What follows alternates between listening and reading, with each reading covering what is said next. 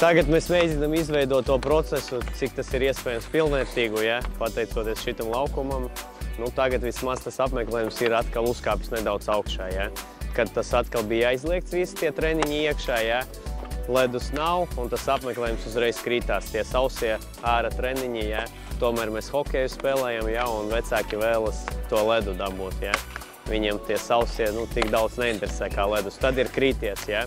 Kad mēs dabūnam to ledu, te ārā uzlējām, tad viņš atkal uzlabojās. Protams, bērni bija laimīgi, kad mums arī dažas dienas tagad ir tas plusiņš, ja, kad te ir jau nevar atkal slidot, tad visi atkal bēdīgi. Ja. Bet kopsumā, protams, pie -15, ja, bērniem ir augsts, it kā nepatiks, bet viņi tāpatās ir laimīgi, ka var slidot un trenēties. Ja.